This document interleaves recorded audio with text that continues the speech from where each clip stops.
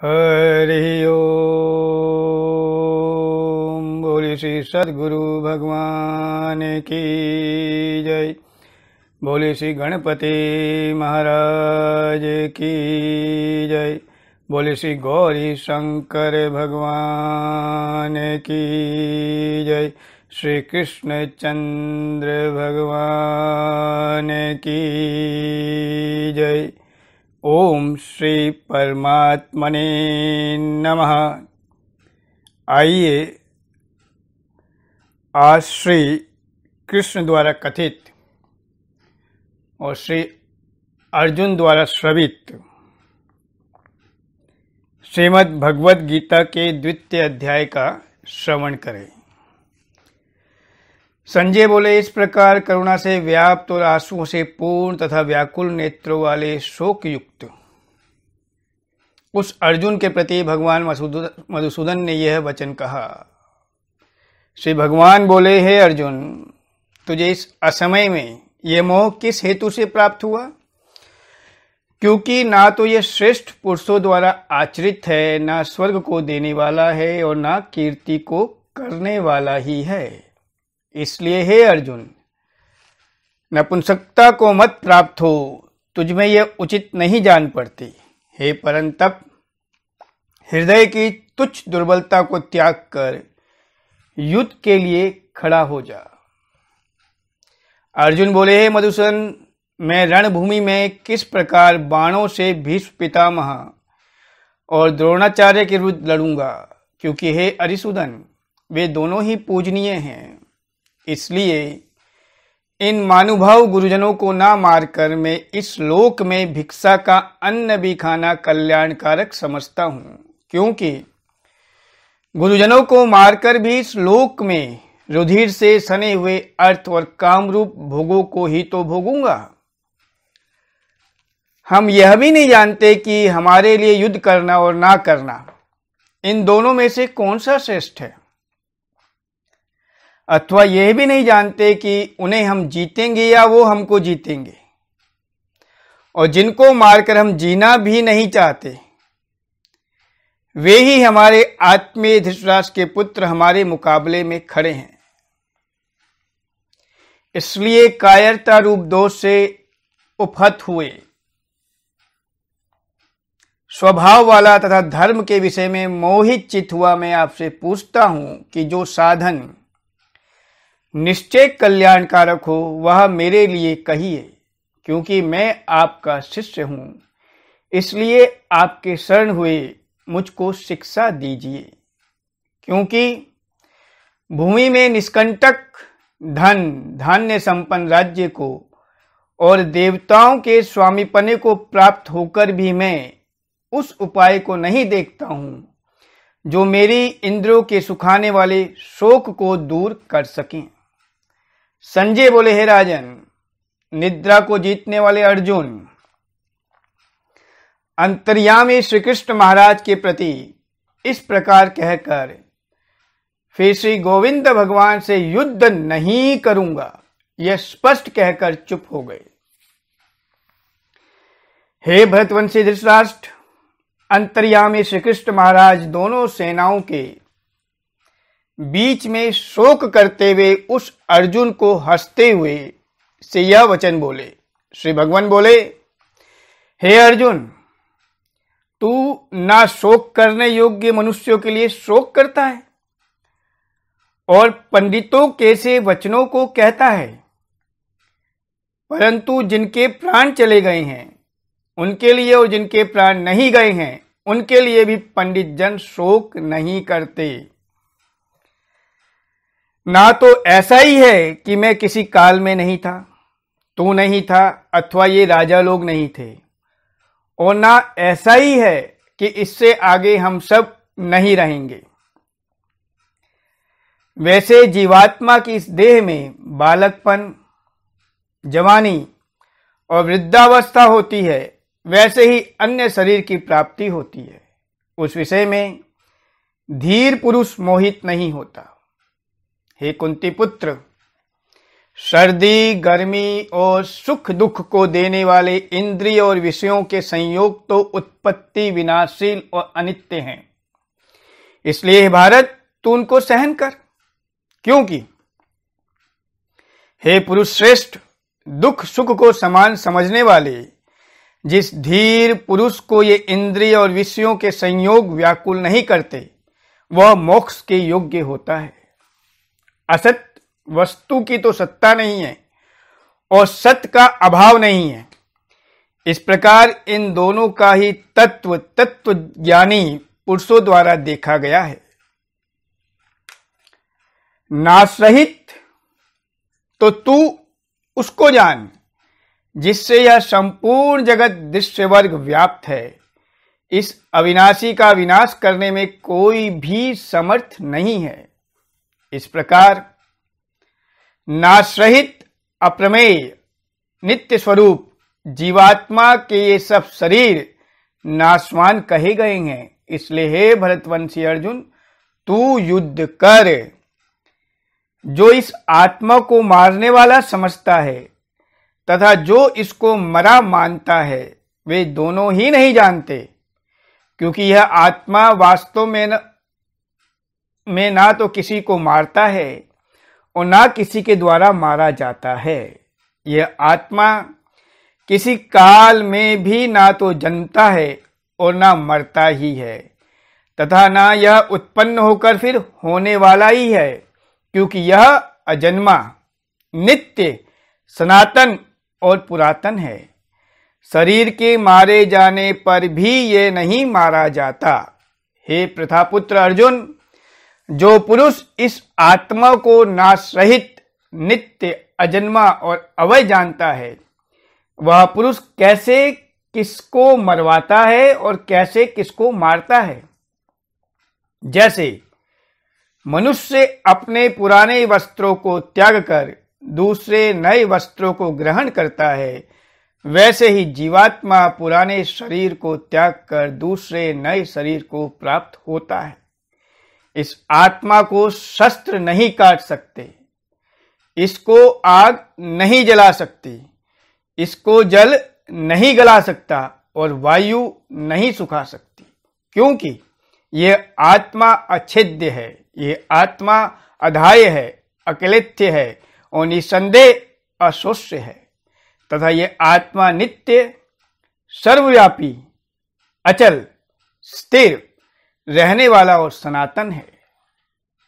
यह आत्मा अव्यक्त है, यह आत्मा अचिंत्य है और यह आत्मा विकार रहित कहा जाता है। इससे हे अर्जुन, इस आत्मा को उपयुक्त प्रकार से जानकर तू शोक करने को योग्य नहीं है, अर्थात तुझे शोक करना उचित नहीं है। किंतु यदि तू इस आत्मा को सदा जन्मने वाला तथा सदा मरने वाला मानता है, तो भी हे महाबाहो, तू इस प्रकार शोक करने को योग्य नहीं है, क्योंकि इस मान्यता के अनुसार जन्मे हुए की मृत्यु निश्चित है और मरे हुए का जन्म निश्चित है। इससे भी इस बिना उपाय वाले विषय में तू शोक करने को योग्य नहीं है। हे अर्जुन, संपूर्ण प्राणी जन्म से पहले अप्रगट थे और मरने के बाद भी अप्रगट हो जाने वाले हैं, केवल बीच में ही प्रकट हैं। फिर ऐसी स्थिति में क्या शोक करना? कोई एक महापुरुष ही इस आत्मा को आश्चर्य की भांति देखता है और वैसे ही दूसरा कोई महापुरुष ही इसके तत्व का आश्चर्य की भांति वर्णन करता है, और तथा दूसरा कोई अधिकारी पुरुष ही इसे आश्चर्य की भांति सुनता है और कोई कोई तो सुनकर भी इसको नहीं जानता। हे अर्जुन, यह आत्मा सबके शरीरों में सदा ही अवध्य है। इस कारण संपूर्ण प्राणियों के लिए तू शोक करने के योग्य नहीं है, तथा अपने धर्म को देखकर भी तू भय करने योग्य नहीं है, अर्थात तुझे भय नहीं करना चाहिए, क्योंकि क्षत्रिय के लिए धर्मयुक्त युद्ध से बढ़कर दूसरा कोई कल्याणकारी कर्तव्य नहीं है। हे पार्थ, अपने आप प्राप्त हुए और खुले हुए स्वर्ग के द्वार रूप इस प्रकार के युद्ध को भाग्यवान क्षत्रिय लोग ही पाते हैं। यदि तू इस धर्मयुक्त युद्ध को नहीं करेगा तो स्वधर्म और कीर्ति को खोकर पाप को प्राप्त होगा तथा सब लोग तेरी बहुत काल तक रहने वाली अपकीर्ति का भी कथन करेंगे और माननीय पुरुष के लिए अपकीर्ति से बढ़कर अपकीर्ति जो है वो मरण से भी बढ़कर है। और जिनकी दृष्टि में तू पहले बहुत सम्मानित होकर अब लघुता को प्राप्त होगा, वे महारथी लोग तुझे भय के कारण युद्ध से हटा हुआ मानेंगे। तेरे वेरी लोग तेरे सामर्थ्य की निंदा करते हुए तुझे बहुत से ना कहने योग्य वचन भी कहेंगे। उससे अधिक दुख और क्या होगा? या तो तू युद्ध में मारा जाकर स्वर्ग को प्राप्त होगा अथवा संग्राम में जीतकर पृथ्वी का राज्य भोगेगा। इस कारण हे अर्जुन, तू युद्ध के लिए निश्चय करके खड़ा हो जा। जय पराजय, लाभ हानि और सुख दुख को समान समझकर उसके बाद युद्ध के लिए तैयार हो जा। इस प्रकार युद्ध करने में तू पाप को नहीं प्राप्त होगा। हे पार्थ, यह बुद्धि तेरे लिए ज्ञान योग्य के विषय में कही गई और अब तू इसको कर्म योग के विषय में सुन। जिस बुद्धि से युक्त हुआ तू कर्मों के बंधन को भली भांति त्याग देगा अर्थात सर्वथा नष्ट कर डालेगा। इस कर्मयोग में आरंभ का अर्थात बीज का नाश नहीं है और उल्टा फलरूप दोष भी नहीं है, बल्कि इस कर्मयोग रूप धर्म का थोड़ा सा भी साधन जन्म मृत्यु रूप महान भय से रक्षा कर लेता है। हे अर्जुन, इस कर्मयोग में निश्चयात्मिका बुद्धि एक ही होती है, किंतु अस्थिर विचार वाले विवेकहीन सकाम मनुष्यों की बुद्धियां निश्चय ही बहुत भेदों वाली और अनंत होती है। हे अर्जुन, जो भोगों में तन्मय हो रहे हैं, जो कर्म फल के प्रशंसक वेद वाक्यों में ही प्रीति रखते हैं, जिनकी बुद्धि में स्वर्ग ही परम प्राप्य वस्तु है और जो स्वर्ग से बढ़कर दूसरी कोई वस्तु ही नहीं है, ऐसा कहने वाले हैं, वे विवेकी जन इस प्रकार की जिस पुष्पित अर्थात दिखाऊ शोभायुक्त वाणी को कहा करते हैं, जो कि जन्म रूप कर्मफल देने वाली एवं भोग तथा ऐश्वर्य की प्राप्ति के लिए नाना प्रकार की बहुत सी क्रियाओं का वर्णन करने वाली है, उस वाणी द्वारा जिनका चित्त हर लिया गया है, जो भोग और ऐश्वर्य में अत्यंत आसक्त है, उन पुरुषों की परमात्मा में निश्चयात्मिका बुद्धि नहीं होती। हे अर्जुन,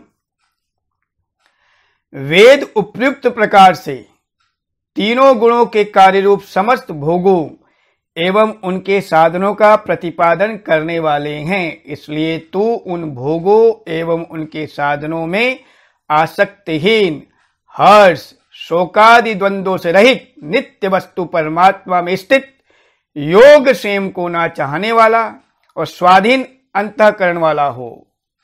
सब ओर से परिपूर्ण जलाशय के प्राप्त हो जाने पर छोटे जलाशय में मनुष्य का जितना प्रयोजन रहता है, ब्रह्म को तत्व से जानने वाले ब्राह्मण का समस्त वेदों में उतना ही प्रयोजन रह जाता है।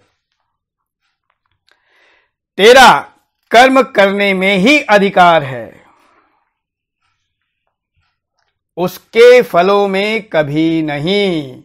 इसलिए तू कर्मों के फल का हेतु मत हो तथा तेरी कर्म ना करने में भी आसक्ति ना हो। हे धनंजय, तू आसक्ति को त्याग कर तथा सिद्धि और असिद्धि में समान बुद्धि वाला होकर योग में स्थित हुआ कर्तव्य कर्मों को कर। समत्व ही योग कहलाता है। इस समत्व रूप बुद्धि योग से सकाम कर्म अत्यंत ही निम्न श्रेणी का है। इसलिए हे धनंजय, तो समबुद्धि में ही रक्षा का उपाय ढूंढ, अर्थात बुद्धि योग का ही आश्रय ग्रहण कर, क्योंकि फल के हेतु बनने वाले अत्यंत दीन हैं। समबुद्धियुक्त पुरुष पुण्य और पाप दोनों को इसी लोक में त्याग देता है, अर्थात उनसे मुक्त हो जाता है। इससे तू समत्व रूप योग में लग जा। यह समत्व रूप योग ही कर्मों में कुशलता है, अर्थात कर्म बंधन से छूटने का उपाय है, क्योंकि समबुद्धि से युक्त ज्ञानी जन कर्मों से उत्पन्न होने वाले फल को त्याग कर जन्म रूप बंधन से मुक्त हो निर्विकार परम पद को प्राप्त हो जाते हैं। जिस काल में तेरी बुद्धि मोह रूप दलदल को भलीभांति पार कर जाएगी, उस समय तू सुने हुए और सुनने में आने वाले इस लोक और परलोक संबंधी सभी भोगों से वैराग्य को प्राप्त हो जाएगा। भांति भांति के वचनों को सुनने से विचलित हुए तेरी बुद्धि जब परमात्मा में अचल और स्थिर हो जाएगी, तब तू योग को प्राप्त हो जाएगा, अर्थात तेरा परमात्मा से नित्य संयोग हो जाएगा। अर्जुन बोले, हे केशव, समाधि में स्थित परमात्मा को प्राप्त हुए स्थिर बुद्धि पुरुष का क्या लक्षण है? वह स्थिर बुद्धि पुरुष कैसे बोलता है, कैसे बैठता है और कैसे चलता है? श्री भगवान बोले, हे अर्जुन, जिस काल में यह पुरुष मन में स्थित संपूर्ण कामनाओं को भली भांति त्याग देता है और आत्मा में ही संतुष्ट रहता है, उस काल में यह स्थित प्रज्ञ कहा जाता है। दुखों की प्राप्ति होने पर जिसके मन में उद्वेग नहीं होता, सुखों की प्राप्ति में जो सर्वथा निष्प्रिय है तथा जिसके राग भय और क्रोध नष्ट हो गए हैं, ऐसा मुनि स्थिर बुद्धि कहा जाता है। जो पुरुष सर्वत्र स्नेह रहित हुआ, उस शुभ या अशुभ वस्तु को प्राप्त होकर ना प्रसन्न होता है और ना द्वेष करता है, उसकी बुद्धि स्थिर है। और कछुआ सब ओर से अपने अंगों को जैसे समेट लेता है, वैसे ही जब यह पुरुष इंद्रियों के विषयों से इंद्रियों को सब प्रकार से हटा लेता है, तब उसकी बुद्धि स्थिर है, ऐसा समझना चाहिए। इंद्रियों के द्वारा विषयों को ग्रहण न करने वाले पुरुष के भी केवल विषय तो निवृत्त हो जाते हैं, परंतु उनमें रहने वाली आसक्ति निवृत्त नहीं होती। इस स्थित प्रज्ञ पुरुष की तो आसक्ति भी परमात्मा का साक्षात्कार करके निवृत्त हो जाती है। हे अर्जुन, आसक्ति का नाश न होने के कारण ये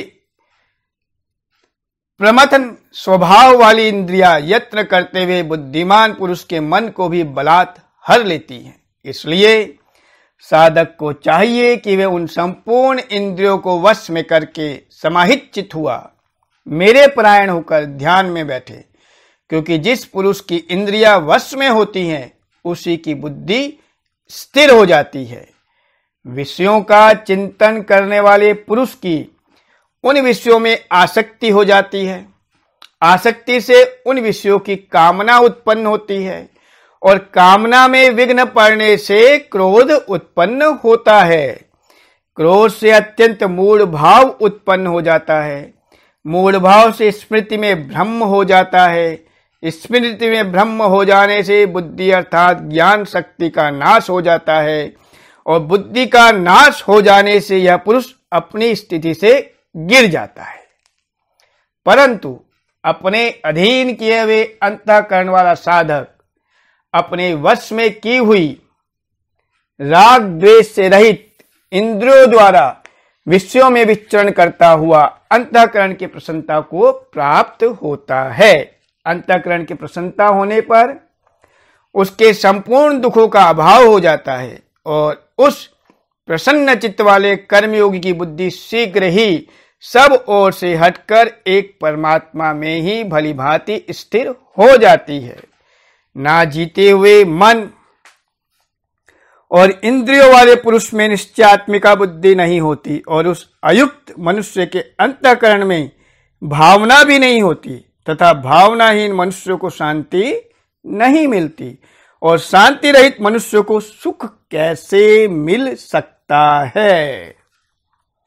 क्योंकि जैसे जल में चलने वाली नाव को वायु हर लेती है, वैसे ही विषयों में विचरती हुई इंद्रियों में से मन जिस इंद्रिय के साथ रहता है, वह एक ही इंद्रिय इस अयुक्त बुद्धि की, पुरुष की बुद्धि को हर लेती है। इसलिए महाभाव, जिस पुरुष की इंद्रियों के विषयों से सब प्रकार से निग्रह की हुई हैं, उसी की बुद्धि स्थिर है। संपूर्ण प्राणियों के लिए जो रात्रि के समान है, उस नित्य ज्ञान स्वरूप परमानंद की प्राप्ति में स्थित प्रज्ञ योगी जागता है। और जिस नाशवान सांसारिक सुख की प्राप्ति में सब प्राणी जागते हैं, परमात्मा के तत्व को जानने वाले मुनि के लिए वह रात्रि के समान है। जैसे नाना नदियों के जल सब ओर से परिपूर्ण अचल प्रतिष्ठा वाले समुद्र में उसको विचलित ना करते हुए ही समा जाते हैं, वैसे ही सब भोग जिस स्थित प्रज्ञ पुरुष में किसी प्रकार का विकार उत्पन्न किए बिना ही समा जाते हैं, वही पुरुष परम शांति को प्राप्त होता है, भोगों को चाहने वाला नहीं। जो पुरुष संपूर्ण कामनाओं को त्याग कर ममता रहित, अहंकार रहित और स्प्रिया रहित हुआ विचरता है, वही शांति को प्राप्त होता है, अर्थात वह शांति को प्राप्त है। हे अर्जुन, यह ब्रह्म को प्राप्त हुए पुरुष की स्थिति है। इसको प्राप्त होकर योगी कभी मोहित नहीं होता और अंत काल में भी इस ब्राह्मी स्थिति में स्थित होकर ब्रह्मानंद को प्राप्त हो जाता है। इस प्रकार श्रीमद् भगवद गीता का सांख्य योग नामक दूसरा अध्याय संपूर्ण हुआ। बोले श्री कृष्ण कन्हैया लाल की जय। श्री हरे नमः, श्री हरे नमः, श्री हरे नमः। आज के पठन में गीता प्रेस द्वारा प्रकाशित श्रीमद् भगवद गीता का आश्रय लिया गया। उनका बहुत बहुत बहुत बहुत आभार। आप सबका भी बहुत बहुत बहुत आभार।